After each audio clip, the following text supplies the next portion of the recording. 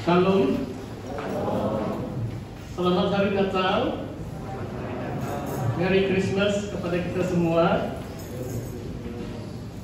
Saya sangat bersyukur kepada Tuhan karena hari yang begitu indah, dan atas anugerah Tuhan kita dapat merayakan Christmas di gereja Tuhan pada hari ini. Saudara, saya terus mau membawa kita lihat di dalam firman Tuhan dalam Injil Lukas bab yang kedua tentang kelahiran Yesus. Saya membacakan 7 ayat pertama. Sebelum saya beri tema, memang tema besar kita adalah Yesus adalah terang bagi bangsa-bangsa. Lukas bab yang kedua ayat yang pertama. Pada waktu itu Kaisar Agustus mengeluarkan suatu perintah, menyuruh mendaftarkan semua orang di seluruh dunia. Inilah pendaftaran yang pertama kali diadakan sewaktu Quirinius menjadi wali negeri di Syria. Maka pergilah semua orang mendaftarkan diri masing-masing di kotanya sendiri. Demikian juga Yusuf pergi dari kota Nazaret di Galilea ke Yudea, ke kota Daud yang bernama Bethlehem, karena dia berasal dari keluarga dan keturunan Daud, supaya didaftarkan bersama-sama dengan Maria tunangannya yang sedang mengandung. Ketika mereka di situ, tibalah waktunya bagi Maria untuk bersalin, dan ia melahirkan seorang anak laki-laki, anaknya yang sulung, lalu dibungkusnya dengan lampin dan dibaringkannya di dalam palungan, karena tidak ada tempat bagi mereka di rumah penginapan. Demikian pembacaan firman Tuhan. Inilah peristiwa, hanya dalam 2 Injil diceritakan tentang kelahiran Yesus, dalam Injil Matius dan juga Injil Lukas yang kita sudah baca sebentar tadi. Saudara yang saya kasih dalam Tuhan, sebelum Yesus lahir pun ada suatu perjalanan keluarganya. Ibu dan ayah angkatnya, ibunya adalah Maria dan Yusuf, dari kota Nazaret di Galilea di utara Israel sampai di kota Bethlehem di selatan kota Yerusalem, mungkin mengambil masa lebih kurang 4 atau 5 hari perjalanan, lebih kurang 100 waktu jauhnya dari utara Israel sampai ke kota Bethlehem. Ditambahnya, saudara tahu bahwa Maria ketika itu sangat mengandung, tidak juga diberitahu adakah dia sudah 6 atau 7 bulan, tetapi ayat yang kanan mengatakan waktu mereka di situ, tibalah waktunya bagi Maria untuk bersalin.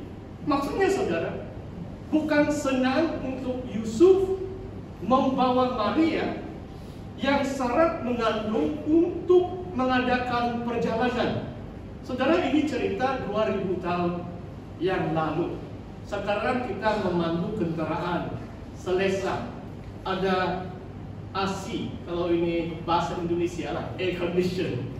Oh, haleluya. Tapi dahulu kala biasanya berjalan kaki. Kalau yang berada sedikit mungkin ada keldai, menunggang keldai, tapi kita tidak tahu.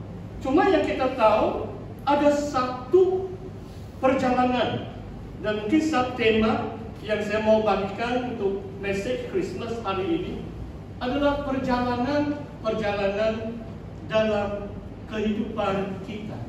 Perjalanan memang merujuk kepada perjalanan Tuhan Yesus bersama keluarganya, dan sebelum Yesus lahir pun dalam kandungan ibunya Yesus sudah mulai berjalan.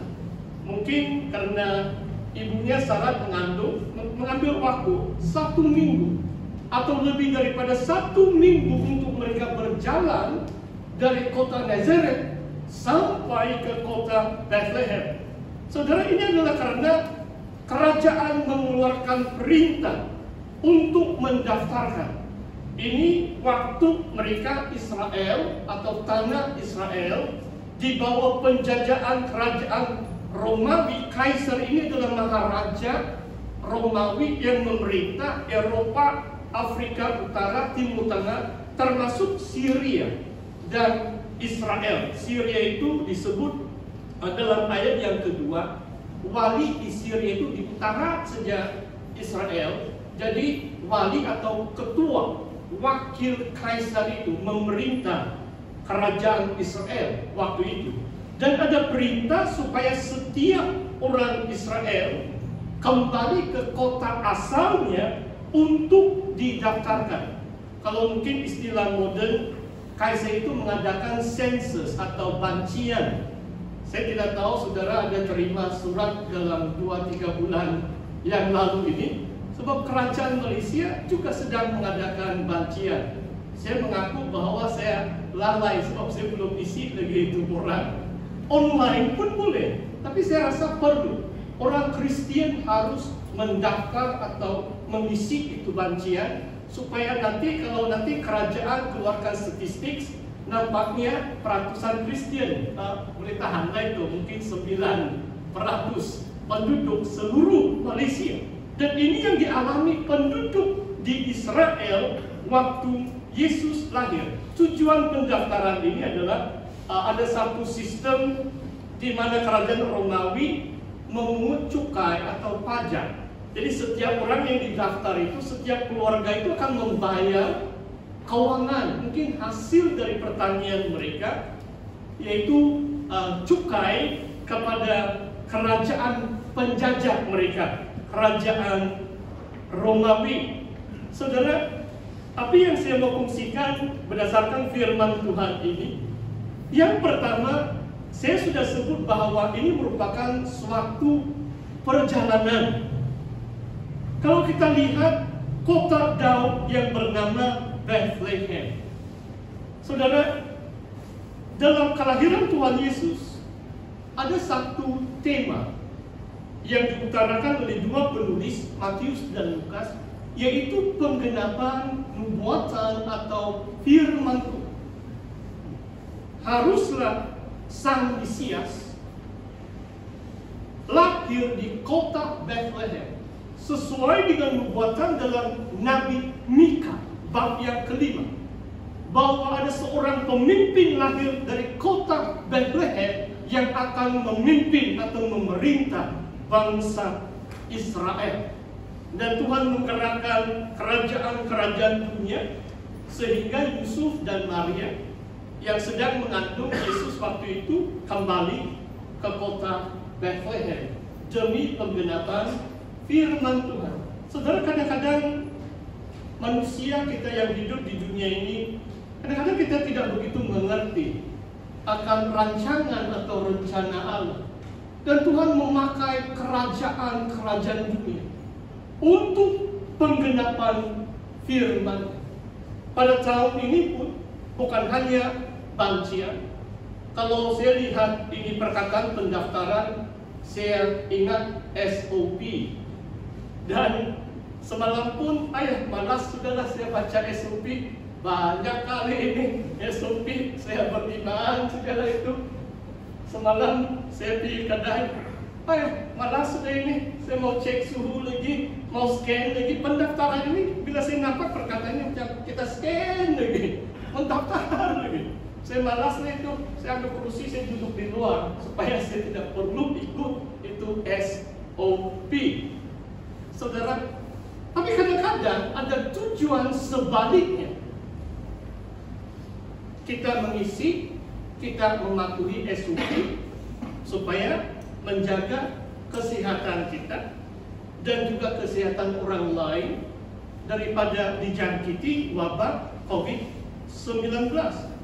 Cuma kalau saya lihat ini pendaftaran, dan mungkin dalam beberapa bulan akan datang, dan saya percaya sesuai juga saya sebut pada hari ini tentang vaksin. Kalau di Malaysia mungkin bulan 3, bulan 4 akan adanya vaksin. Dan kalau secara terus terang, kalau hari ini, saat ini, saya tidak tahu apa pendirian saya tentang ini vaksin. Bukan karena saya takut di jarum. Cuma ini vaksin ini ada sedikit bahayanya. Jadi saudara masing-masing menilai. Saudara akan berdoa sama ada mau disuntik vaksin atau bagaimana. Namun kita tetap mengimani Tuhan.